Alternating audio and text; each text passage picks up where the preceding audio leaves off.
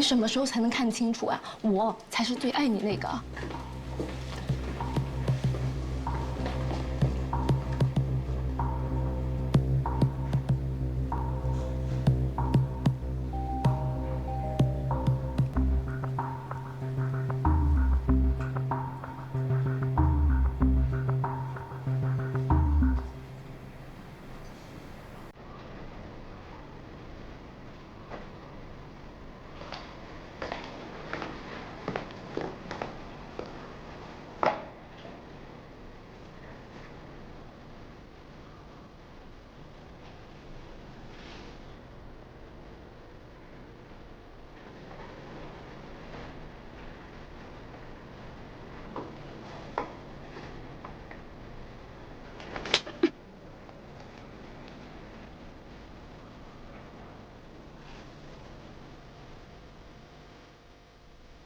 我没离婚之前，你就是第三者。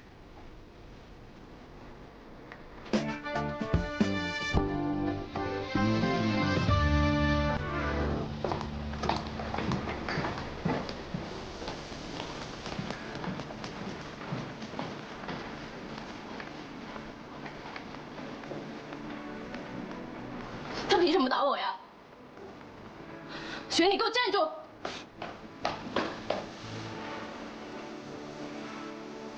他说的没错，谁说我们离婚了？我们俩之间闹别扭不可以吗？你是方家大小姐，可不能是第三者，你自己想清楚，不要再缠着我。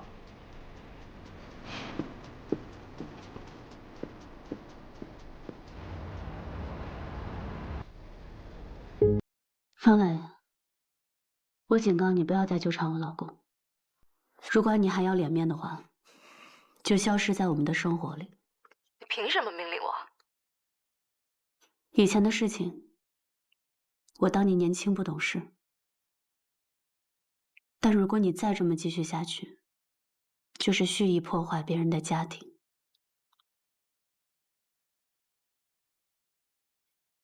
如果你父母也要脸面的话， 我劝你不要这么做了。你威胁我，许言，那我也不妨坦白告诉你，我回国就是为了跟浩明哥在一起。他结没结婚，我根本不在乎。上次我已经跟你说得很清楚了，晨晨是浩明的儿子，我是晨晨的小姨。这一场我赢定的。现在死皮赖脸待在沈家的人是想要和平分手，还是鱼死网破？ 你来决定。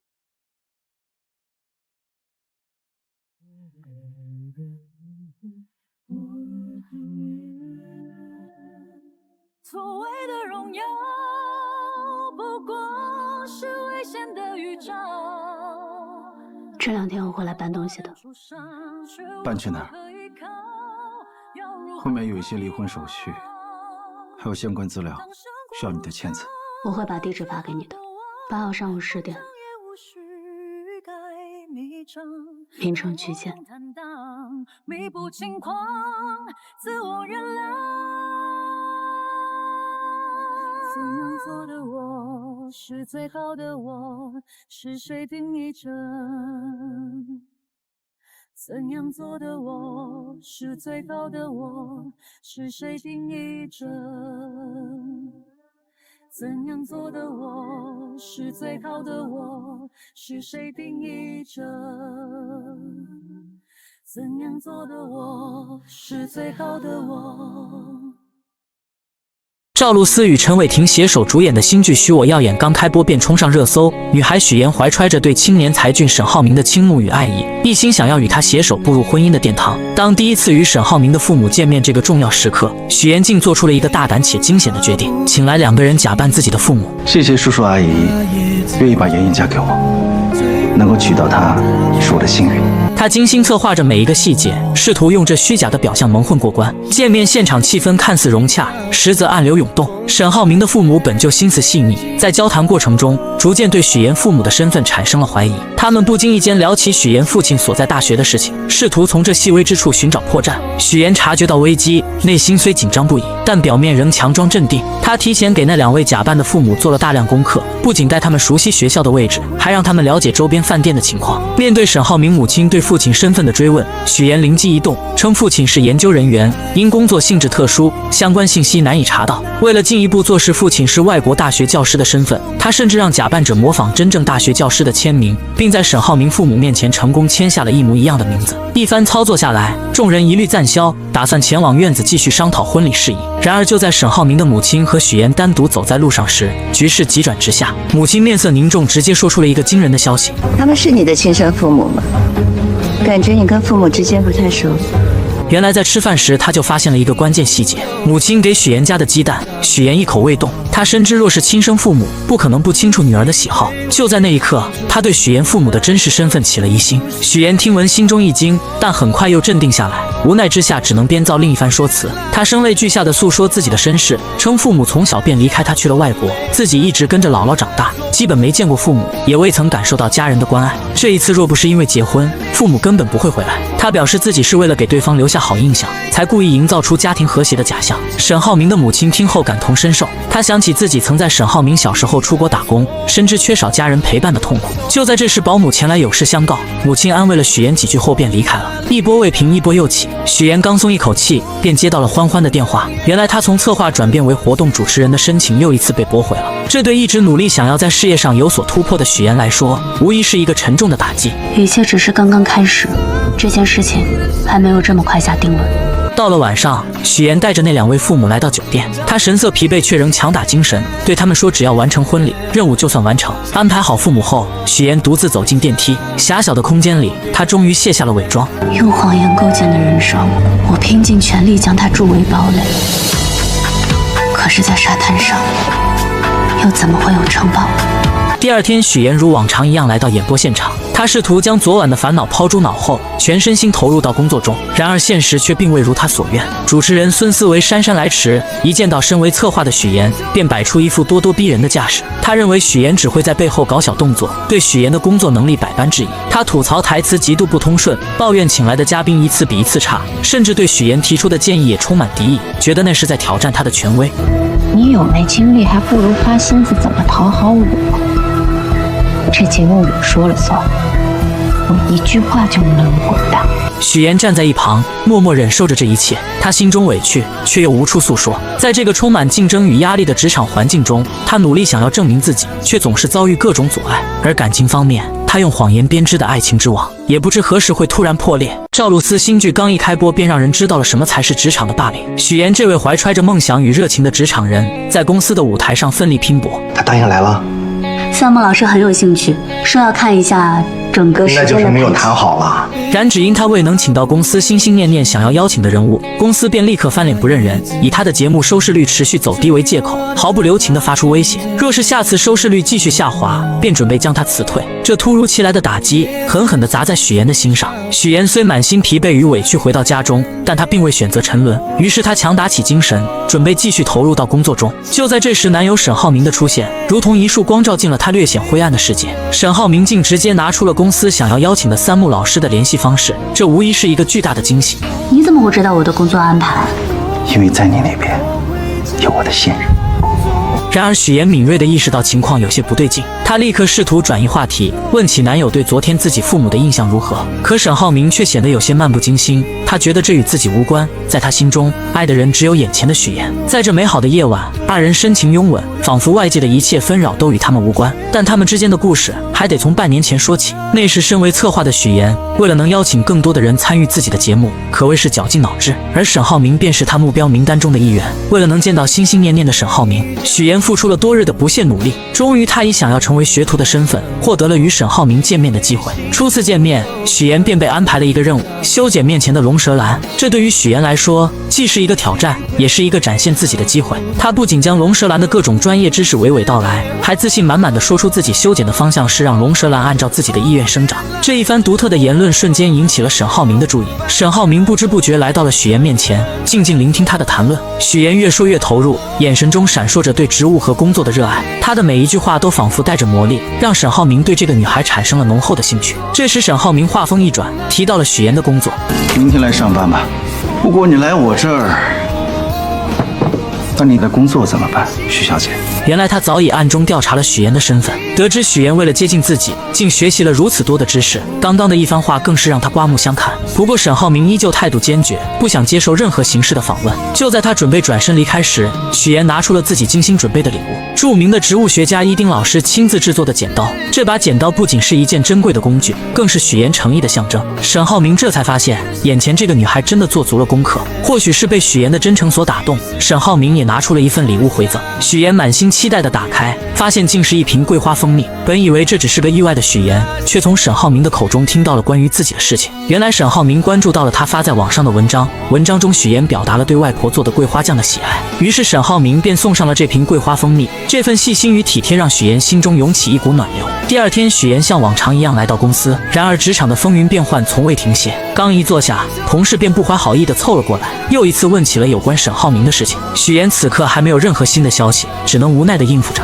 同事的追问让他有些喘不过气来。好在同事离开后不久，许妍接到了沈浩明的消息，让他来金达集团找他。这消息让许妍的心情瞬间明亮起来，她精心打扮了一番，怀着期待的心情前往金达集团。然而命运似乎总爱开玩笑，当许妍终于见到日思夜想的沈浩明时，意外却突然降临。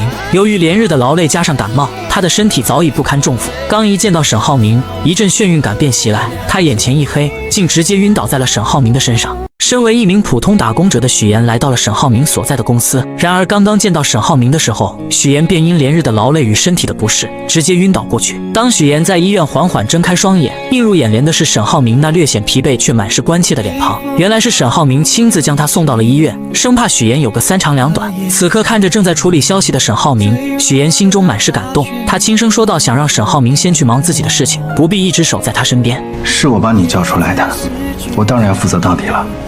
等你退烧了，我还要接受你的采访。随后沈浩明更是贴心地为许妍拿来了水，小心翼翼地将水递到她嘴边。注意到许妍手上的伤口，他也找来创口贴为她贴上。在这温馨的氛围中，二人的关系悄然发生了变化，如同春日里的花朵，逐渐绽放出恋人的芬芳。然而幸福的时光总是短暂的，在职场中遭受过霸凌的许妍，怎么也没想到自己竟会又一次陷入被欺负的境地，而这次施压的竟是男友沈浩明的母亲于阿姨。这一天，许妍出于礼貌来到于阿姨家中拜访，她小心翼翼地为于阿姨倒茶，还贴心地给她的朋友们让座。可于阿姨和她的朋友们却并未领情，不仅没有一句感谢，反而是一顿冷嘲热讽。我们家布丁啊，就是个傻狗，除了长得好看，啥也不是。许妍强忍着心中的委屈，默默承受着这一切。这时佣人前来更换水果和水壶，许妍见状便主动上前帮忙。二人一同来到后厨，佣人看着许妍，忍不住说道：“许妍和其他人不太一样。”许妍微微一愣，佣人接着又说：“头发这么毛躁，和其他人顺滑的头发差远了。”许妍心中一阵酸涩，却只是勉强笑了笑。就在这时，于阿姨突然来到后厨，许妍本以为她会留自己下来吃晚饭，没想到于阿姨却冷冷地说：“去会所把晚上需要的菜拿回来。”说完便又约许妍周六上午二人见面好好聊聊。许妍这才意识到自己与这个家庭之间有着一道难以跨越的鸿沟。回到公司上班的许妍来到主任的办公室，将下一期的策划书交给了他。本想着尽快离开的他，却被主任拦了下来。昨天还嚷嚷着要开除许妍的主任，此刻却换了一副面孔。他一脸诚恳地说自己对他期望很高，让他先做节目策划是为了镀金，为以后当主持人做准备。许妍心中燃起了一丝希望，可主任接下来的话却如同一盆冷水，浇灭了他刚刚燃起的火焰。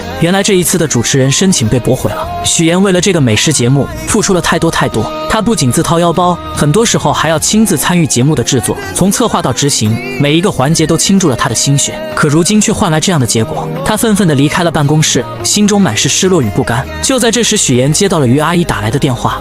吃饭的地点跟时间我都发你手机上。好的。许妍为了能够融入这个圈子，便自己前去花钱做了柔顺，希望以更好的形象出现在于阿姨面前。见面的时候，许妍本想着能和于阿姨好好吃顿饭，可没想到到了地方才发现还要等一个朋友。不一会儿，那位朋友来了，于阿姨便和这位朋友开始高谈阔论起来。从专业的金融知识到跨国生意，他们聊得热火朝天，完全忽略了许岩的存在。好不容易等那位朋友离开了，于阿姨才慢悠悠地说出了自己请许岩来的真实目的。虽然你的形象和学历都很优秀，工作也不错，但是你的家境不太好吧？他认为许岩面对所有的事情都不会生气，一次又一次地探索许岩的底线，觉得许岩过于隐忍，不适合自己的儿子。听到这些话，许岩的心中五味杂陈，他的思绪不由自主地飘回到了小时候。那时候，他因为没有父母在身边，被别人欺负，被骂是没有父母的野孩子。我是野孩子，我有爸爸妈妈和外国在很远的地方。他只能默默忍受，把所有的委屈都咽进肚子里。如今面对于阿姨的刁难，他仿佛又回到了那个无助的童年。Syracuse University 是我父母在国外任职的学校，他们从小教育我，无论遇到什么样的环境，教养和风度是基本的礼貌。只是我没有想到，在您看来是胆怯和隐忍。冷静下来的许岩将近期遭遇的种种不愉快一股脑地归结到了于阿姨身上。在他心中，自己好不容易才寻得那个真正倾心的人，这份爱情他绝不可能因为于阿姨的刁难与阻挠就轻易选择放弃。时光悄然流转，在许岩的努力下，半年后的今天，事情已然发展到两家准备步入婚姻殿堂的地步。第二天的公司会议上，气氛凝重而热烈。公司老总沈府郑重地提出了新区的建设计划。更令人振奋的是，目前已经得到了最大公司世丰的资助意向。会议上，众人纷纷表达对这次合作的看好，认为这是一次难得的发展机遇。然而沈浩明却始终一言不发，眉头紧锁。会议结束后，沈浩明被父亲叫到了办公室，这时他才缓缓道出自己的顾虑。原来世丰新上任的郑董事长在处理事故时总是尽力掩盖真相，这种做法让沈浩明心生疑虑。而且郑董事长是空降而来，在公司内部根基尚浅，没有自己可以完全信任的人。更让他担忧的是，郑董事长带来的3个人都存在明显的缺陷。基于这些原因，沈浩明认为世丰公司内部必定暗藏矛盾，随时可能爆发。沈父听后沉思片刻，却有着不同的看法。他觉得郑董事长能做到这个位置，绝非等闲之辈，不可能如此简单。建筑行业的水源比想象中要深，其中的复杂关系和利益纠葛不是轻易能看透的。最后，沈父语重心长地让沈浩明这段时间安安稳稳地度过，多去熟悉公司内部的事务，为未来的发展做好准备。另一边，三木老师成功与节目达成了合作，这其中不仅仅是因为沈浩明的牵线搭桥，更是因为许岩的真诚与负责。即便面对身处外国的三木老师，许岩也能做到及时回复消息，这种敬业精神让三木老师十分赞赏。于是二人约定下次和沈浩明一起吃饭。然而就在许岩满心期待的时候，突然接到了于阿姨的电话。喂，于阿姨，现在吗？我还有，没问题。你把地址发给我。电话那头于阿姨的声音不紧不慢，让许岩前往售楼处。许岩心中虽有疑惑，但还是匆匆赶了过去。当他到达售楼处时，才发现原来是于阿姨来为他们挑选结婚用的房子。许岩心中一紧，他知道于阿姨又准备开始测试他了。于阿姨看着许岩，嘴角微微上扬，带着一丝不易察觉的挑衅，让身为建筑世家出身的许岩给出选房建议。许岩强装镇定，装作仔细查看房子的样子，心里却早就乱成麻绳了。他深知自己的每一个建议都可能被于阿姨挑出毛病，成为攻击自己的把柄。就在事情即将被揭露，许岩感到无比窘迫的时候，沈浩明如同一束温暖的光出现在了他的身边。沈浩明轻轻握住许岩的手，给他一个安心的眼神，然后巧妙地化解了这场尴尬。如果没什么事，我跟我女朋友约会去了啊。随后二人来到沈浩明的职务室内，这里绿意盎然，沈浩明亲自为许岩做套口。在温馨的氛围中，他向许岩说起自己喜欢龙舌兰的原因。在他眼中，龙舌兰有着顽强的生命力，它积蓄力量，一生只爆发一次，这种美好让他深深着迷。说着，沈浩明拿出了自己精心准备的手表送给许岩。他提到许岩为了争取成为主持人，付出了无数的努力，而此时的主持人却经常去自己妈妈那里告状，试图阻止许岩的发展。许岩听着沈浩明的话，心中五味杂陈，既有对未来的憧憬，也有对眼前困难的担忧。但在这短暂的时光里，二人在职务室内享受着这份宁静与美好。第二天，许岩带着一条奢侈品的围巾，满心欢喜地前去送给婆婆于阿姨。他以为这份精心挑选的礼物能够得到于阿姨的认可，拉近彼此的距离。然而现实却再次给了他沉重的一击。于阿姨看着围巾，脸上没有一丝喜悦。虽然围巾的品质很好，但款式却根本不符合他的喜好。许岩看着于阿姨冷漠的表情，心中一阵失落。他这才深刻地意识到，要真正融入这个圈子，成为其中一员，是何等的艰难。为了能尽快融入那个看似光鲜却难以接近的富婆圈子，许妍绞尽脑汁，最终把目光投向了家中的女佣。她觉得从女佣这里或许能打开一条融入圈子的捷径。许妍拉着女佣一同前往超市，在超市的货架间穿梭时，女佣像是打开了话匣子，不经意间说起曾经沈浩明也带过一个女朋友回家，可那个女孩在于阿姨的小圈子里并不讨喜，各种表现都没能入于阿姨的眼，最终被于阿姨毫不留情地否决了。许妍听着瞬间明白过来，于阿姨他们根本就没有真正接受自己，之前的种种不过是表面的敷衍，但她没有气馁，反而暗暗下定决心要主动出击，想尽办法融入这个圈子。第二天，许妍精心打扮后，和于阿姨等人来到了网球场。其实她对网球一窍不通，但为了能融入这个圈子，她还是硬着头皮来了。看着于阿姨他们在球场上挥洒自如，许妍只能在旁边干着急。不过她很会察言观色，在于阿姨他们休息的时候，主动跑过去帮他们捡起散落在地上的网球。这时于阿姨看着许妍，开口说起许妍家中的事情，语气中带着一丝审视。都是知识分子，在国外很多年了。他父亲在雪城大学当教授，但似乎也认可许妍家庭条件符合自己的要求。于阿姨的朋友在一旁观察着许妍捡球的举动，眼中闪过一丝赞赏，觉得许妍是个有修养的人，各方面都很符合他们的眼光。然而就在气氛逐渐融洽的时候，一群朋友前来寒暄，各种奉承的话不绝于耳。大家沉浸在这虚假的热闹中，脸上都挂着虚伪的笑容。突然曲总的出现打破了这场闹剧，众人像是被施了魔法一般，目光瞬间都落在了曲总身上，然后匆匆围了上去，如同众星捧月一般。许妍站在一旁静静观察着这一切，她从美玲姐口中了解到，原来曲总是南山资本老总的妻子，众人这么追捧她，无非是希望能够从她那里获得更多的资源。许妍心中一动，她知道如果能和曲总搭上关系，自己在这个圈子里的地位必定会逐渐上升。经过一番打听后，许妍得知曲总喜欢昆曲，而且还要举办昆曲大赛，这无疑是一个绝佳的机会。许妍立刻来到舞房寻找曲总的身影，终于在舞蹈房中，她看到了正在练习昆曲的曲总。此时的曲总正被水袖花困扰，一次次地尝试，却始终没办法学会。许妍知道这是自己表现的好时机，她赶忙请来老师帮助自己学习水袖花。可老师告诉她，最快学会流水袖也需要1个月的时间。1个月对于急于融入圈子的许妍来说太漫长了，但她没有退缩，开始了日复一日的刻苦练习。无论是在家里还是在演播室，只要一有空闲时间，许妍就会练习。她的手臂因为长时间的挥动而酸痛不已，但她始终没有放弃。终于在日复一日的坚持下，许妍成功学会了流水袖。她的努力没有白费，日复一日的坚持也让曲总注意到了她。曲总对这个勤奋又执着的女孩产生了兴趣，主动和许妍搭上了话。许妍心中暗喜，她知道自己的计划初见成效。为了能在这个圈子里立足，许妍开始用谎言编织自己的周围。真好，谢谢。我听老师说你才开始学啊？我是小时候就喜欢，小时候就觉得好看，长大了才品出了其中的韵味，才来专门学一学。这时曲总说起自己发起了一场昆曲大赛，并邀请许妍也来参加。在舞蹈房中，许妍和曲总开始相互练习流水袖。许妍看着曲总认真的模样，心中暗自得意，觉得自己的计划已经成功了一半。然而就在这时，曲总接了一通电话，原来是他儿子关于入学来英国际学校的事情。电话那头的声音让曲总的脸色变得有些凝重。等电话结束后，许妍为了进一步拉近和曲总的关系，说起了自己是节目主持人的事情。我们打算邀请一些各行各业有影响力的女性来参与。抱歉，我还有别的事儿，先走了。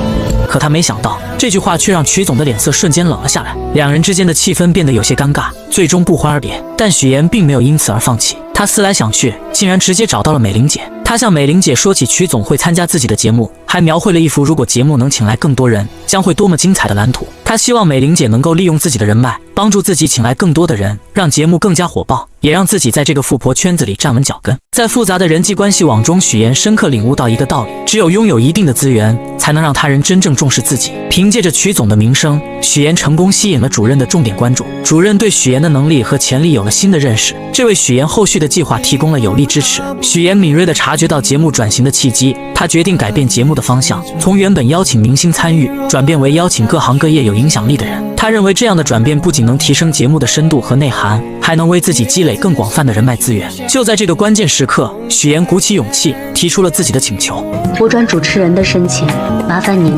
再提交一次。我给你这个机会，放手做去吧。为了确保计划顺利实施，许妍早早地来到舞蹈房等待曲总。她深知曲总一开始并不想参加节目，但他早有准备。当他拿出精心准备的嘉宾名单时，曲总才恍然大悟，原来许妍举办的这次节目是专门为他量身打造的。名单中不仅有莱茵国际学校的校董，还有其他各行各业的精英人士。许妍心里清楚，对于这些富婆来说，结识有影响力的人并不难，但通过节目自然而然地成为朋友，建立起深厚的情谊，才是对他们百利而无一害的事情。许妍趁热打铁，进一步阐述自己的计划。他表示会为曲总准备专门的昆曲展示节目，借助节目的影响力，将昆曲这一传统文化艺术更好地宣传出去。同时，他还主动提出可以亲自为曲总主持这次昆曲节目，展现自己的专业能力和诚意。这一系列精心设计的条件，终于打动了曲总。曲总权衡利弊后，决定参加这次活动。活动当天，现场气氛热烈非凡。许妍凭借出色的主持能力，将整个活动流程安排得井井有条。节目大获成功，不仅赢得了观众的阵阵掌声，也让许妍在富婆圈中声名鹊起。从此，许妍凭借主持人的身份，拥有了邀请这些富婆上电视的权利。她巧妙地利用这个机会，帮助富婆们促进彼此之间的关系，为他们牵线搭桥，谈成合作。渐渐的，众人对许妍举办的这次活动产生了浓厚的兴趣。许妍更是看准时机，以于阿姨的身份邀请其他2位客人前去节目做客。下一期的家宴节目，曲总还是会去的。不知道马阿姨、孟阿姨有没有时间？于阿姨说了，特意为2位留了名额。得到这个好消息的朋友们兴奋不已，立刻回去着手准备相关事宜。等到众人走后，于阿姨才意味深长地说起将人情推在自己身上的事情。她心里明白许妍这丫头不简单，开始对这个原本并不起眼的姑娘产生了浓厚的兴趣。节目的爆火给许妍带来了意想不到的收获，她不仅成功成为了主持人，还吸引了众多赞助商的目光。之前的赞助费用与现在相比，简直不可同日而语。然而就在许妍信心满满地前往化妆间时，之前的主持人找上门来。这位主持人认为许妍抢走了自己主持人的位置，心中充满了怨恨。他怒火中烧，对着许妍就开始攻击，声称许妍是靠着富2代男朋友才走到今天的地位。面对这些无端的指责和闲言碎语，许妍根本不想争论，她深知无需过多解释，于是她匆匆离开了化妆间。他刚进来的时候，我明明记得说他家里只有一个老婆。什么时候父母在国外了，还成高知家庭了？回到演播室后，许妍迅速处理好所有的事情，她调整好自己的状态，准备回家好好休息一下。然而当她路过电视时，意外地看见电视上正在播放新闻主持人的画面。从小就被新闻主持人吸引的她，在这一刻仿佛回到了童年，心中涌起一股熟悉而又温暖的感觉。她呆呆地站在电视前，眼神中透露出对新闻主持行业的向往和憧憬。直到男友前来打断她的思绪，准备带她回家，她才缓缓回过神来。第二天，在家中的众人一起看着电视中播出的新闻，原本大家都沉浸在新闻内容中，突然电视中的一个人引起了许妍的注意。你是山西人是吗？推动城市建设，提升道路狭窄，对，基础设施。那个大云县你去过没有？不仅拓宽了街道，还设置了无障碍通道，并在整个商区的建筑外。我姥姥就是大云县云来村的。对了，叔叔，您去出差没有多玩2天？没有，我就是过去捡了个彩，来去匆匆嘛。许妍正沉浸在电视节目中，眼神漫不经心地扫过屏幕，突然一个熟悉的身影映入眼帘，父亲出现在了电视画面里。那一刻，紧张感瞬间从他内心深处传来，心脏不受控制的剧烈跳动。他心里清楚自己一直隐藏的秘密，极有可能在这一刻被无情揭穿。与此同时，在遥远的山西，许妍的真父母正经营着一家小小的理发店。此时，父亲正一边熟练地为顾客烫着头发，一边和顾客闲聊。他脸上带着几分感慨，说起家中的情况。小女儿不在身边，平日里连个消息都很少，还是大女儿贴心，一直留在自己身边陪着。而且大女儿也快结婚了，女婿在银行工作，有着一份体面的职业。然而他们不知道的是，此时他们口中的大女儿乔琳正在经历一场噩梦。乔琳遭受了别人的咸猪手，在愤怒和反抗之下，一番激烈的闹腾后，她和对方一同进了局子，直到男友匆匆赶来，才将乔琳从局子里接了出来。男友的父母得知此事后，顿时火冒三丈，他们觉得儿媳给自己丢了脸，在亲戚朋友面前抬不起头来。儿子见状，赶紧拿出了这次准备婚礼的各项费用清单，还说明份子钱会上交给父亲。可当话题转到酒桌安排时，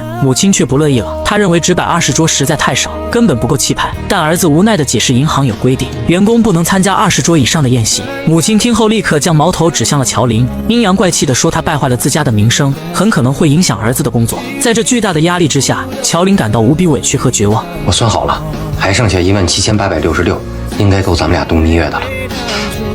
你自己度去吧，回到自己家中，乔林思来想去决定联系上妹妹许妍。为了不让爸妈怀疑自己悔婚离开家中的事情，他编造了一个理由，打算以单位组织学习的名号去荆州出差。他心想，这样既能离开那个让他压抑的家，又能和妹妹见面，或许还能从妹妹那里得到一些安慰和支持。果然，第一次来到荆州的乔林，看着眼前繁华的公司大楼，心中充满了期待。他本想着给妹妹许妍一个惊喜，于是没有提前告知，就来到了许妍工作的地方。然而万万没想到，当许妍看到突然出现的姐姐时，脸上并没有惊喜，反而是一脸的惶恐。许妍心里清楚，自己一直隐藏的身份就像一层薄纱，随时可能被姐姐的出现捅破。她担心一旦身份暴露，自己现在拥有的一切都会化为泡影。于是二人决定先前往许妍家中休息一下。然而就在这个时候，沈浩明突然前来。沈浩明是许妍身边的富二代，他的出现让许妍更加紧张。为了不暴露自己的身份，许妍急中生智：“这位是……我是我表姐，他来找我。”他让沈浩明暂时离开，然后带着所谓的表姐乔林先找个酒店住下。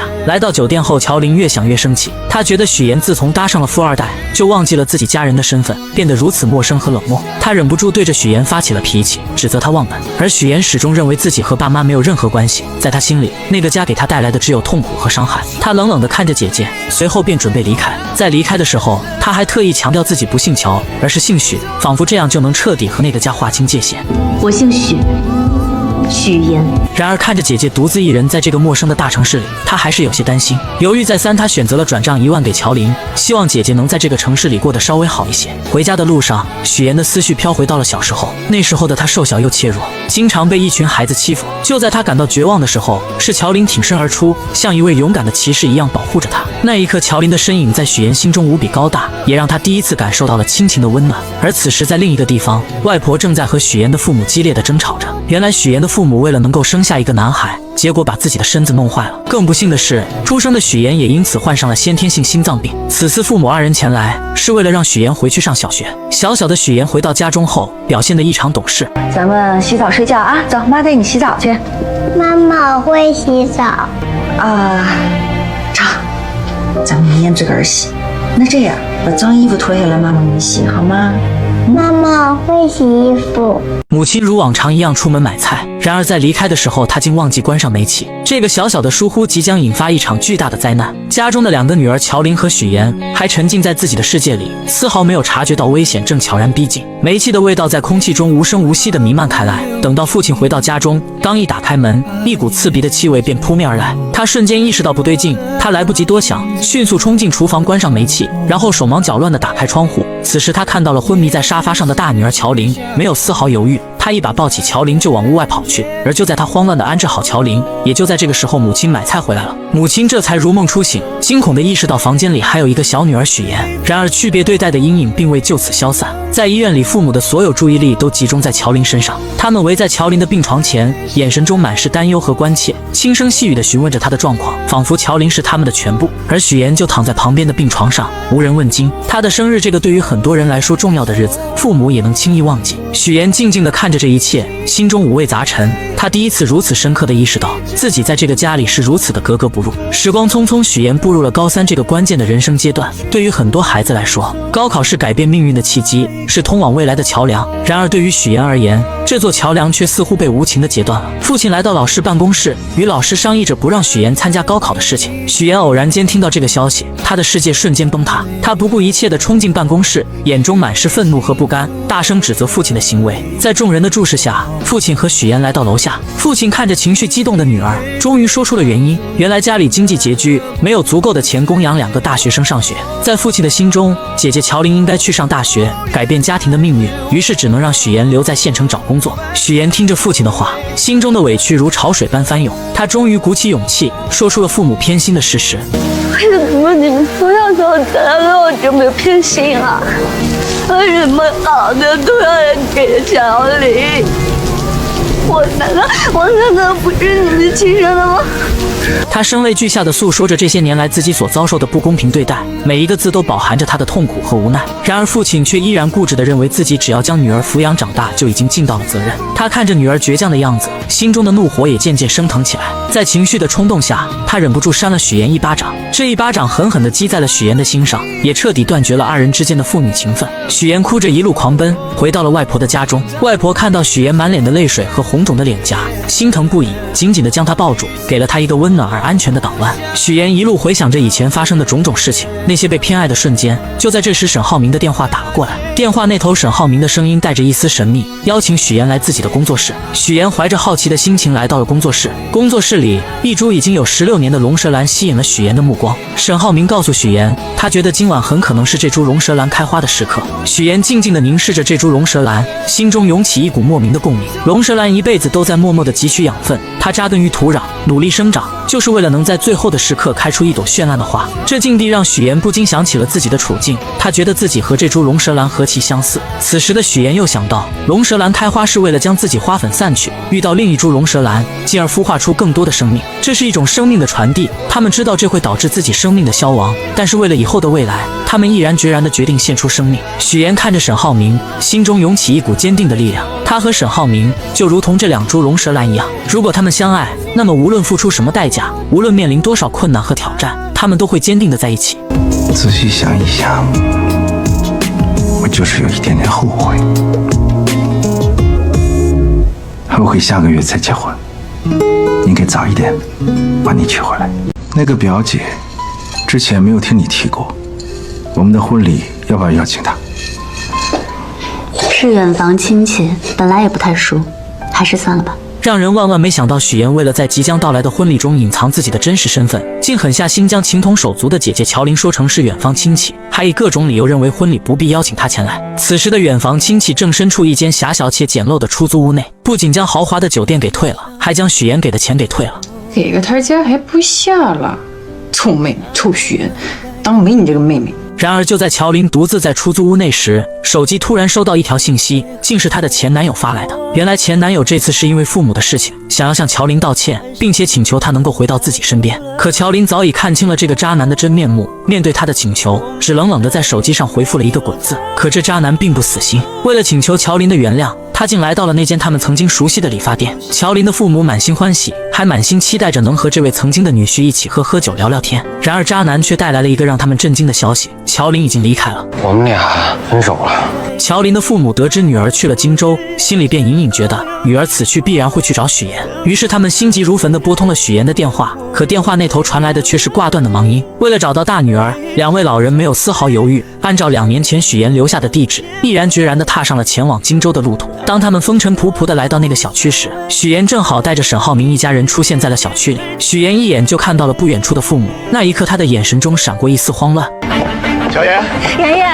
而就在这时，真正的两家人就这样毫无预兆地见面了。许岩精心编织的所有谎言，在这一瞬间如同泡沫一般被无情地戳破。沈浩明一家人得知了事情的真相后，脸上满是愤怒与失望。他们认为许岩是为了骗婚才做出这一系列的事情，于是纷纷开始责怪许岩的所作所为，指责声如同潮水一般向许岩涌来，让他有些招架不住。就在许岩感到绝望的时候，于阿姨轻轻地将他唤醒。原来刚刚所发生的一切都不过是许岩自己想象出来的场景罢了。就在这时，沈浩明突然说道：下午3点3叔的飞机就要到了。众人无奈之下，只能暂时放弃做客，选择去接机。在送别沈浩明一家人后，许岩的爸妈也发现了他，随后他们也来到了这个充满故事的地方。于是真假父母在此刻戏剧性的相见了。假父母看到情况不妙，连忙解释自己是婚庆公司的人，然后便匆匆离开了此处。真父母看着即将结婚的许岩，内心开始慌张起来。他们不明白女儿为什么要隐瞒这么多事情，而此时的许岩却冷冷地说出自己不打算邀请父母前来参加自己的婚礼。这句话如同利刃一般刺痛了父母的心。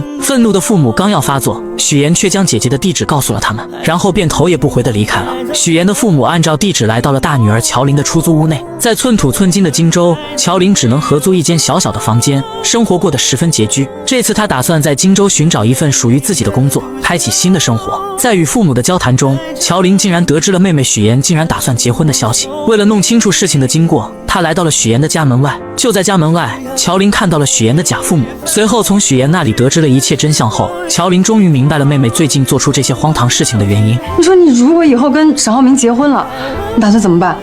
继续骗他一辈子。原来许岩一直渴望嫁入沈家，为了达到这个目的，他不惜编织一个又一个谎言，甚至伤害到了身边最亲近的人。然而许言却觉得以后的事情可以以后再慢慢解决。在他看来，为了能够嫁入沈家，自己只能做出这些看似过分的事情。此时的许言眼中闪烁着一种坚定的光芒，他终于说出了自己内心深处的想法。当他第一次看见沈浩明的时候，仿佛自己的世界才真正出现了光明。沈浩明是他见过唯一一个对他负责的人，在他心中，沈浩明就是那个能带他走出困境、走向幸福的人。为了这份所谓的幸福，他愿意付出一切代价。这场由谎言引发的婚礼风波究竟会如何收场，一切都还是未知数，如同那迷雾中的道路，让人看不清前方的方向。你这胆子也太大了吧？那万一沈家人知道怎么办？你怎么收场呀？你不说就不会有人知道。你还打算继续骗呀？你说你这么聪明，你干嘛干这么愚蠢的事儿呢？当姐姐乔琳终于找上门来，将所有的事情都了解清楚后，她才惊觉妹妹在这个节骨眼上似乎真的邂逅了所谓的真爱。然而乔琳的内心依旧充满了忧虑，在她看来，谎言终究有被拆穿的那一天，到那时一切美好的幻想都可能化为泡影。可此时的许言却陷入了自己的执念之中，他觉得自己的事业正处于上升期，而这份来之不易的爱情更是他生命中的救赎，是他无论如何都要紧紧抓住的。在他心中，事业和爱情缺一不可，他坚信自己有能力将这两者都牢牢掌控在手中。告别姐姐后，许言独自坐在家中，品尝着姥姥亲手做的桂花蜜。就在这时，手机铃声突然响起，是沈浩明打来的电话。原来沈浩明在查看婚礼名单时，发现自家那边来参加婚礼的家人数量众多，而许言这边却只有他的爸妈和2位同事。许言见状，只好无奈地解释，称家中亲戚平时不常走动，彼此关系比较疏远，所以不想邀请他们前来参加婚礼。就在这时，沈浩明不经意间提到了姥姥，他眼中闪烁着温柔的光芒，诚恳地说自己想陪着许言一同回去探望姥姥。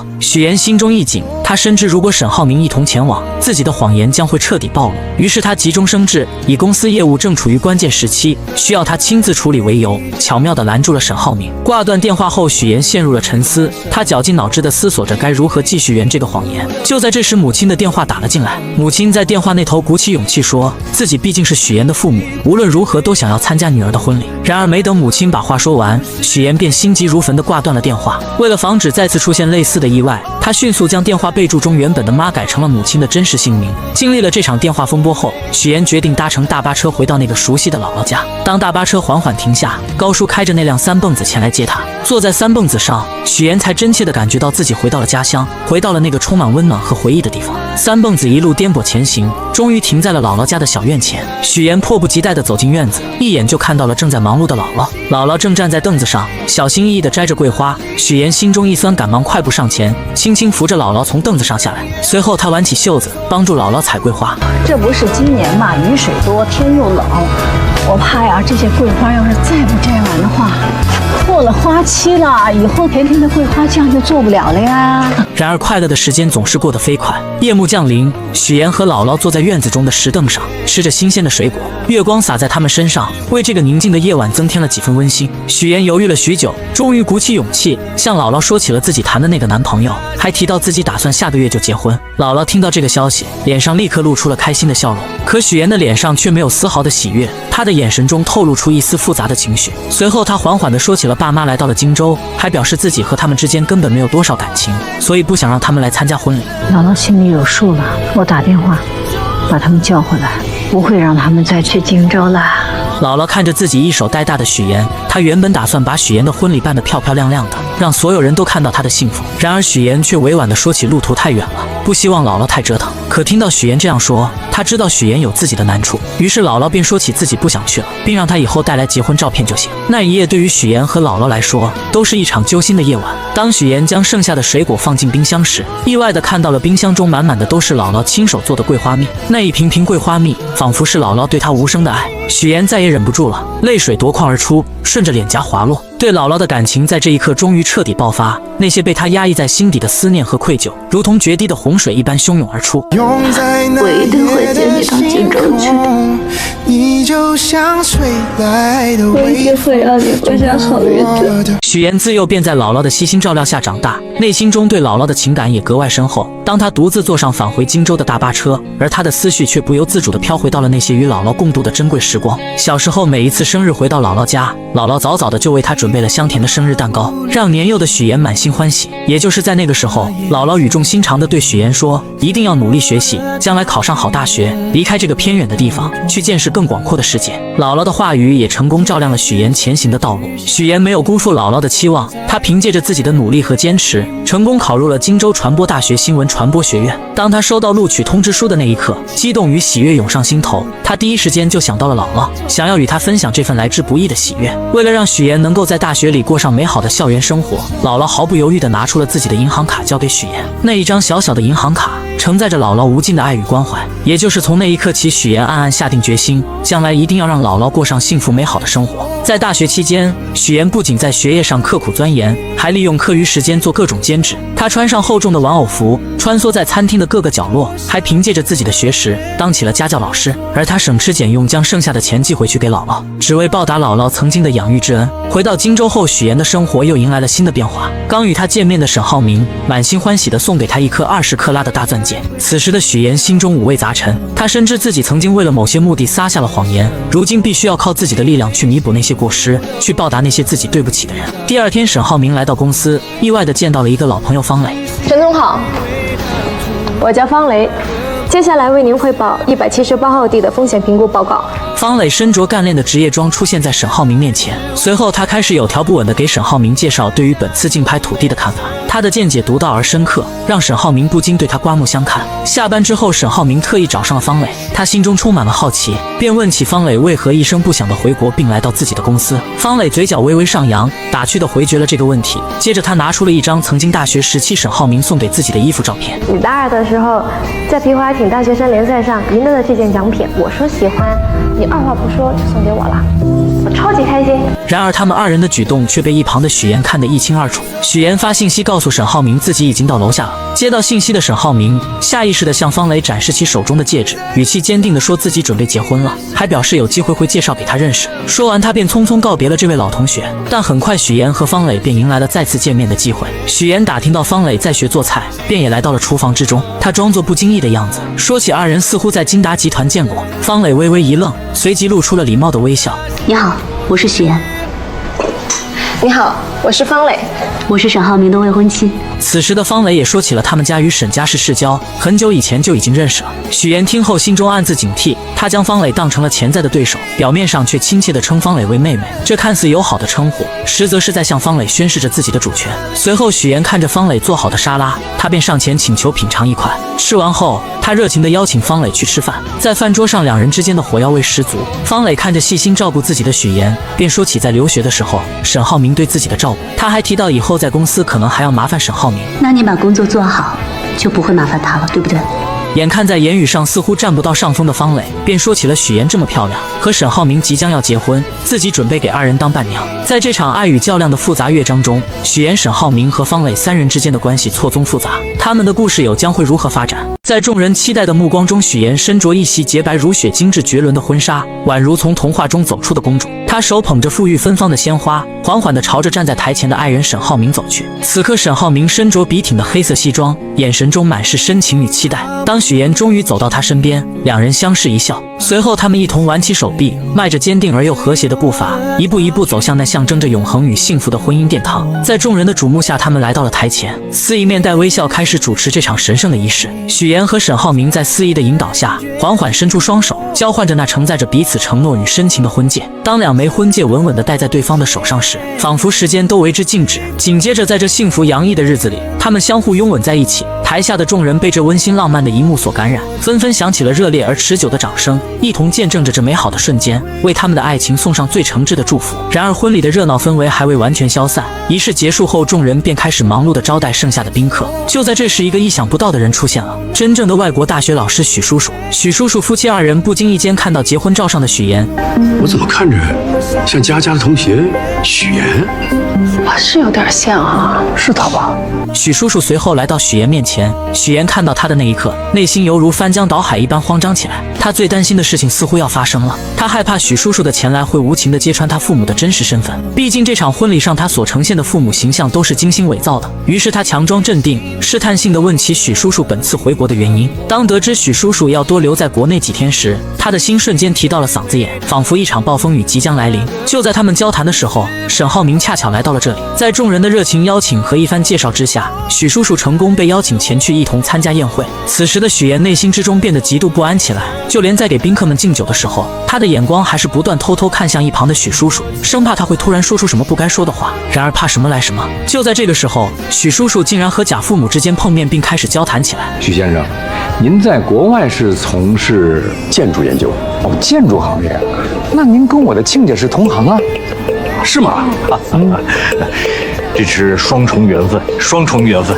许岩看到这一幕，只觉得脑袋嗡的一声，他感觉事情开始走向了一个极其危险的方向，自己精心编织的谎言即将被无情的戳穿。也就在这个时候，沈浩明看出了许岩似乎有心事一般，眼神中满是关切，他轻声让许岩前去照顾爸妈。许岩听到这话，急忙出现，巧妙地缓解了即将要露出马脚的谎言。随后为了彻底消除这个隐患，许岩灵机一动，提议让众人一起合一张照片。随后他示意贾母动手，自己则假装要去叫沈浩明匆匆离开。随着贾母故意推倒贾父的胳膊，红酒瞬间洒在了许叔叔的身上。许叔叔微微一愣，随即笑着说出自住在楼上，自己去换套衣服就行了。这场危机也终于暂时被缓解了。许岩长舒了一口气，但心中的不安却并未完全消散。另一边，沈浩明带着方磊向一众朋友们介绍，说这是他的妹妹，法律系毕业，如今还单身。方磊本就气质出众，再加上这番介绍，很快便吸引了很多人的注意，很多人纷纷主动加上他的微信。等到忙完一切的沈浩明回到房间中准备休息的时候，手机突然震动了一下，是一条方磊的信息。无边泳池见。你说喝醉的人是不是很容易淹死啊？随后沈浩明看着睡着的许岩，心中经过一番挣扎后，决定前去面见方磊。他本想着让醉酒的方磊尽快上岸，然而方磊却自顾自地说自己想要在这里醒酒，眼神中带着一丝倔强与落寞。就在沈浩明准备无奈离开的时候，你真的不怕我像我姐那样淹死吗？不要轻易说淹死这个词，对谁都不好。然而他们不知道的是，他们之间见面的事情已经被许岩尽收眼底。这场婚礼所带来的风波似乎还远远没有结束。沈浩明，我爱你。我已经结婚了，请你自重。让人始料未及的是，在沈浩明与许岩大婚当夜，方磊竟在这个特殊时刻向沈浩明毫无保留地表达出了自己的心意。不仅如此，方磊还对许岩冷嘲热讽起来，直言许岩刚见面时就刻意装作清纯的模样，在他眼中许岩俨然成了一个心机深沉的女子。当他追问沈浩明为何要与许岩结婚时，沈浩明面色微沉，并不想回应这个问题，随后便匆匆离开了这个充满火药味的地方，只留下方磊一人站在原地。第二天原本是沈浩明和许岩满心欢喜准备去国外度蜜月的日子，然而就在他们即将出发时，方磊竟然不期而至。情敌见面分外眼红，空气中瞬间弥漫起一股紧张的气息，二人又一次不可避免地吵了起来。你浩明哥还带你去过哪些地方？麻烦你都整理好发给我。但令人意外的是，这小插曲并没有给许岩带来过多的困扰。在异国他乡，他尽情地享受着这段美好的时光，与沈浩明一起漫步在浪漫的街头，欣赏着别样的风景，脸上洋溢着幸福的笑容。回来后，他们惊喜地发现方磊此刻也与上一次在婚礼上认识的男生走到了一起。看到这一幕，沈浩明和许岩相视一笑，仿佛之前的那些不愉快都已烟消云散。随后，沈浩明便准备和许岩一起回家看姥姥，他们的心中都充满了对姥姥的思念与期待。看到沈浩明和许岩相思夜想的姥姥，三人相见，内心的喜悦之情溢于言表。姥姥脸上洋溢着慈祥的笑容，热情地招呼着他们，随后便开始忙碌地准备为沈浩明做一顿丰盛的饭菜。然而就在沈浩明和姥姥谈起许岩家庭情况的时候，许岩突然带着结婚照出现在此，打断了他们之间的对话。许岩的眼神中带着一丝紧张与期待，他拉着沈浩明一起去将结婚照挂起来。等到晚上的时候，为了防止姥姥在不经意间说出一些不该说的话，许岩便打算和姥姥睡在一起。然而就在即将要睡觉的时候，姥姥缓缓开口说起了一件事。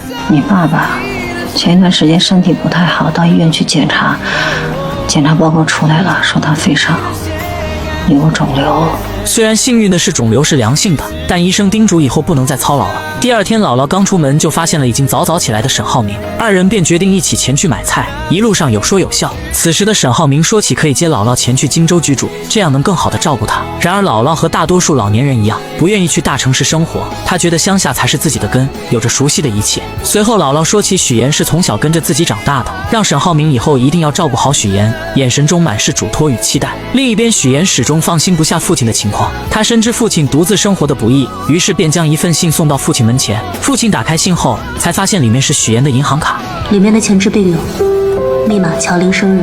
然而回到荆州的许岩和沈浩明并没有闲着，二人一起来到了一处古色古香的四合院内，阳光透过树叶的缝隙洒在青石板上。就在许岩正在欣赏着四合院的时候，突然沈浩明说出了一件让他震惊不已的事情，原来这间四合院已经属于许岩了。沈浩明考虑到许岩想要成为新闻主持人，而这个职业必须要结交广泛的人脉，于是便精心策划，让许岩利用四合院去结交更多的人，为他的事业助力。随后来到房间中的沈浩明还贴心地为许岩量起了身高，动作轻柔而又充满爱意，仿佛这是为许岩弥补小时候缺失的经历，让他感受到被宠爱被呵护的温暖。在这个充满爱的家里，许岩和沈浩明的未来正如同这四合院中的阳光一般明亮而又充满希望，他们将携手共同书写属于他们的幸福篇章。谁也未曾料到，来到荆州后干起化妆品推销员的乔林，竟然意外地遇上了自己大学时期暗恋的同学于一鸣。刹那间，乔林心中涌起一阵惊喜。然而就在他刚要迈出步伐追上去的时候，舍友突然冒了出来将他拦住。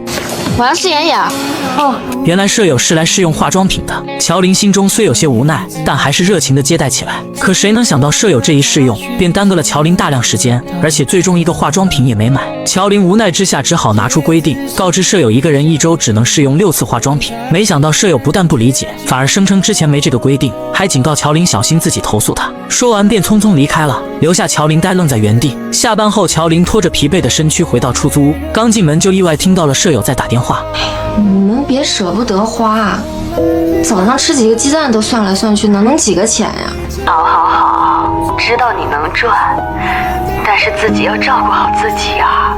从电话内容中，乔林得知舍友省下化妆品的钱是为了能让远在老家的父母过上好日子。这一刻，乔林心中五味杂陈，被舍友的孝心深深打动。他没有丝毫犹豫，拿出一堆化妆品送给了舍友。这些都是你试过的试用装，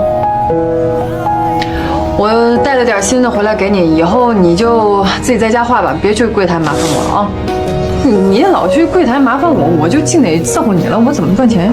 舍友收到化妆品后，或许也觉得过意不去，便搬来一箱牛奶作为感谢。这份朴实的情谊让出租屋里的氛围多了几分温暖。可命运似乎并未打算就此放过乔林。第二天在库房搬运物品时，意外突然降临，经理接了个电话的间隙，乔林的手臂不慎被上方掉落的货物砸到，钻心的疼痛袭来，但乔林咬着牙还想坚持继续工作。好心的经理见状赶忙劝说他去医院，于是在舍友的陪同下，二人匆匆赶往医院。来到医院后，乔林独自走进门诊室，医生一番熟练的操作后，成功将乔林的手臂复位，并给他戴上了手臂吊带。你还真是一点没变啊。就在这时，医生缓缓摘下了口罩，乔林定睛一看，竟是当天在商场遇到的暗恋同学于一鸣。一时间，乔林又惊又喜，心中泛起层层涟漪。于一鸣关切地询问起乔林家人的情况，得知乔林的家人都在老家，只有许岩还在荆州。原来于一鸣曾向许岩表白却被拒绝，此次见到乔林，便想通过他再次见到许岩，于是提议让许岩来医院接乔林。不久后，许岩匆匆赶到医院，看到受伤的乔林，他急忙询问情况，得知并无大碍后，便与这位曾经的老同学于一鸣聊了起来。于一鸣看着眼前曾经的白月光许岩，心中满是感慨。二人开始深入了解彼此的现状。交谈间，于一鸣注意到许岩手上那枚耀眼的20克拉大钻戒。你结婚了？上个月。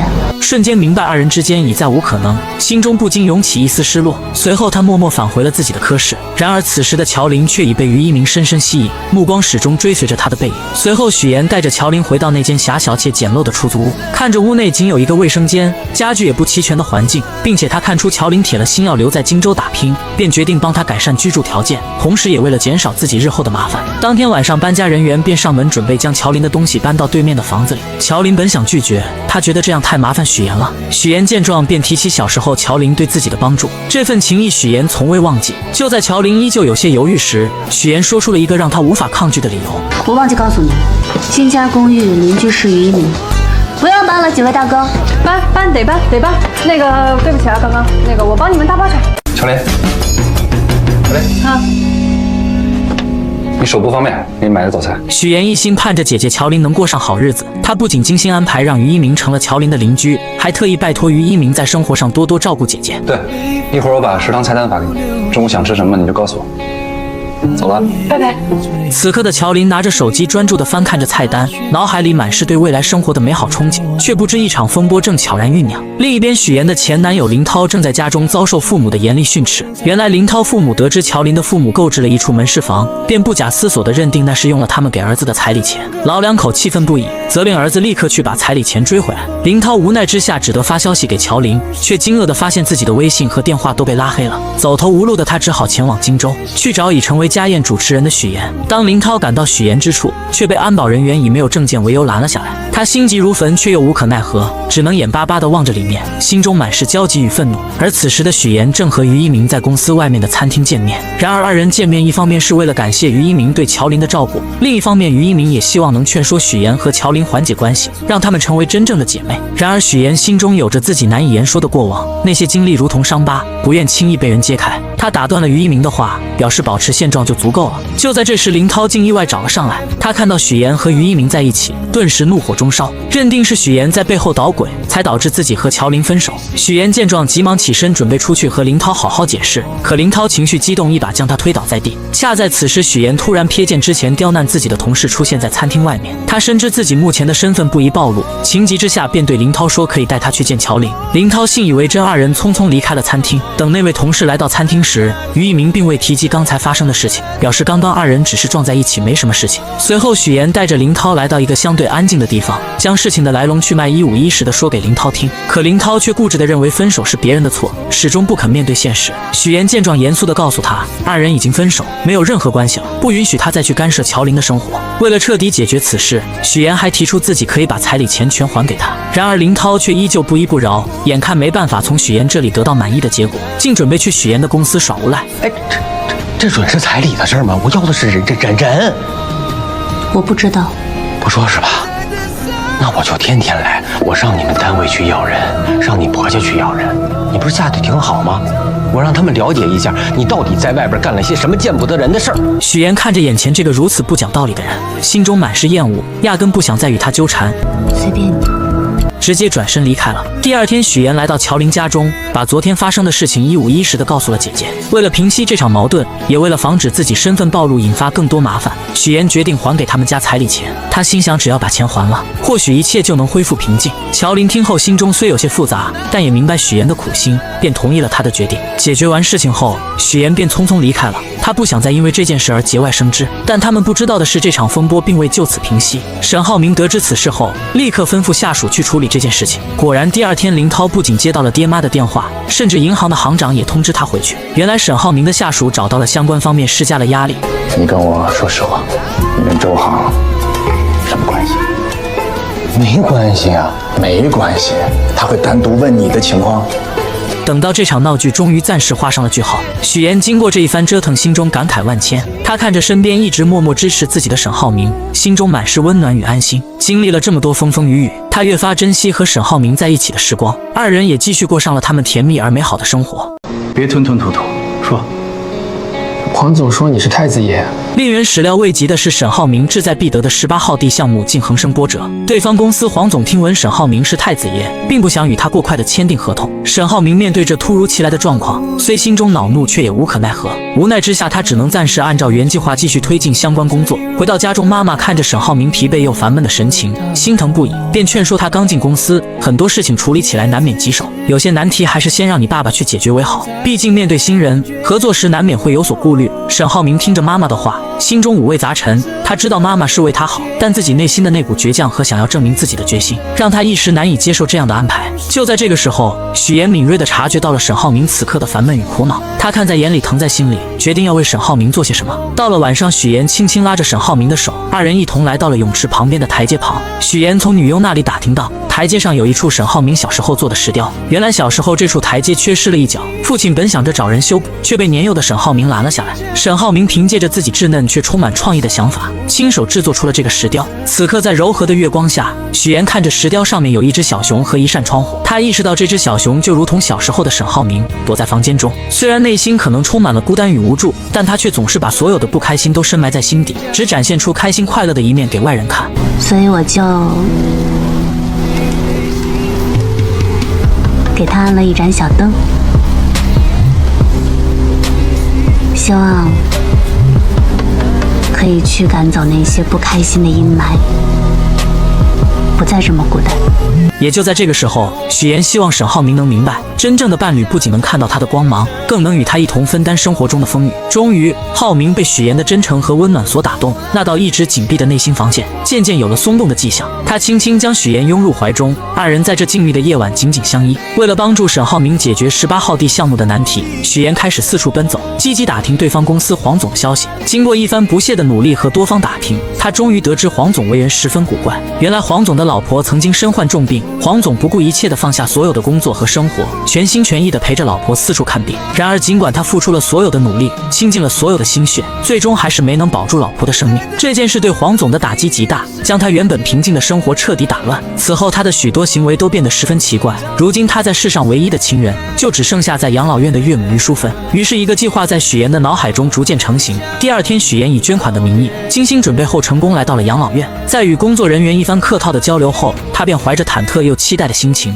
准备前去见于淑芬。当他终于见到于淑芬时，却发现老人已经患上了阿尔茨海默症，且处于中晚期，状态十分不好。老人的眼神迷茫而空洞，不仅拿着扫把到处击打，嘴里还念念有词，又用手里的泥巴捏成素丸子。也就在这个时候，许妍想起了姥姥做的素丸子，那熟悉的味道和温暖的场景，如同电影般在她的脑海中不断回放。晚上回到家，许妍便和姥姥开始打视频电话，让姥姥指导自己做丸子。第二天，许妍再次去拜访于淑芬，她先是从包里拿出精心准备的美味桂花蛋糕，随后许妍想起之前了解到的信息，说起她和自己的姥姥都是支援边疆建设的第一批援疆人，他们有着相似的经历和回忆。果然，这一番话语让于淑芬暂时稳定了下来。然而就在许妍准备喂她吃蛋糕的时候，老人突然又一次失去了记忆，他眼神变得迷茫而警惕，认为许妍是小偷，不仅将蛋糕弄在许妍的身上，还紧张地拿出自己的泥巴丸子开始查看。眼看自己的泥巴丸子没缺少后，许妍便拿出自己亲手制作的素丸子。当于淑芬看到这熟悉的素丸子时，眼神中闪过一丝惊喜和熟悉，她的病情似乎在这一刻缓解了很多。在许妍温柔的安慰下，于淑芬开始吃起了蛋糕。许妍知道自己的这个计划或许能为解决18号地项目的难题带来一丝转机，而她与沈浩明之间的感情也在这共同的经历中变得更加深厚和坚定。许妍始终怀着满满的耐心与爱心，一次又一次地来到养老院陪伴于淑芬。她知道，对于患有阿尔茨海默症的老人而言，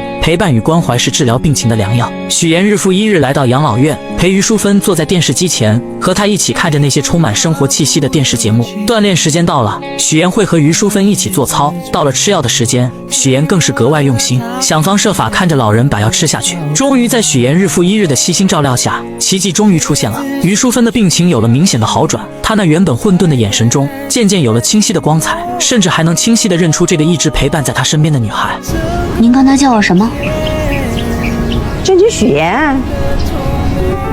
您记得我名字了？哦，我一直记着你的名字呀。于淑芬病情的好转，自然也引起了黄总的注意。黄总平时工作繁忙，很少有时间来看望岳母，但每次来都能看到许妍在这里无微不至地照顾着老人。他看着许妍耐心地为岳母做出的这些事情，心中涌起一股深深的感动。他意识到这个女孩是多么的伟大，于是黄总开始多方打听许妍的身份。经过一番努力，他终于得知，原来这个一直默默照顾自己岳母的女孩，竟然是沈浩明的妻子。随后，黄总约上了沈浩明。这段时间，你爱人许妍经常去照顾我岳母，我岳母的病情也得到了缓解，状态也比之前好了许多。难道你不知道？他没有跟我说过。这次见面，黄总表面上说是想和沈浩明一起打球娱乐一下，然而随着交流的深入，话题逐渐转到了工作上。沈浩明敏锐地察觉到这是一个难得的机会，他开始有条理地分析起黄总公司目前面临的问题。他指出，如今黄总的公司正面临着明远集团的激烈竞争，在市场上处于十分被动的局面，而只有2家公司展开合作，才能整合资源，发挥各自的优势，完美解决当前面临的问题，让黄总的公司顺利进入核心的竞争圈，在激烈的市场竞争中占据一席之地。打完球一起吃个饭，到时候详聊。然而就在沈浩明和黄总为了合作事宜积极沟通的时候，一场意想不到的风波正悄然袭来。和许岩处处作对的孙思维对许岩充满了嫉妒和敌意。这天，他从同事这里突然看到一则新闻，新闻上报道了一名女子利用假身份，请演员先后和3个男人举办婚礼，从中骗取了巨额彩礼。这则新闻瞬间吸引了孙思维的注意力。就在他仔细看新闻图片的时候，突然觉得图片上的演员有些眼熟，他的脑海中立刻浮现出之前不久许岩结婚的场景。当时许岩在整个公司只邀请了主任和一位闺蜜参加婚礼，这让孙思维一直心存疑虑。此刻这个念头如同野草一般在他心中疯长起来。于是孙思维来到主任的办公室，他手里拿着一盒茶叶，脸上堆满了虚伪的笑容，说是来给主任送茶叶的，实际上想要得到主任手机中的照片。他装作不经意的和主任聊起天，然后表示自己想要看看许岩婚礼的布置，说是想为自己以后结婚做打算。主任没有多想，便把手机递给了他。孙思维接过手机，装作认真查看的样子，实际上却在悄悄地将照片传到自己手机上。得到照片后，他迫不及待地开始对比刚刚看到的新闻。果然，他发现照片上的2个人竟然出奇的相像。此刻许岩的父亲是演员的事情暴露无遗，孙思维觉得这是一个绝佳的机会，他立刻找到了自己多年来一直联系的狗仔，在狗仔的指引下，成功找到了许岩的假父亲。孙思维和狗仔气势汹汹地来到假父亲面前，准备拉着他上车，想从他口中套出更多关于许岩的秘密。然而这位假父亲显然不愿意配合，他皱着眉头，一脸不悦地表明自己根本不认识许岩，还强调自己压根都不姓许。他试图挣脱孙思维和狗仔的拉扯。你别着急，我现在不需要你承认什么。我们既然能找到你呢，肯定就不是毫无根据的喽。合作一下吧。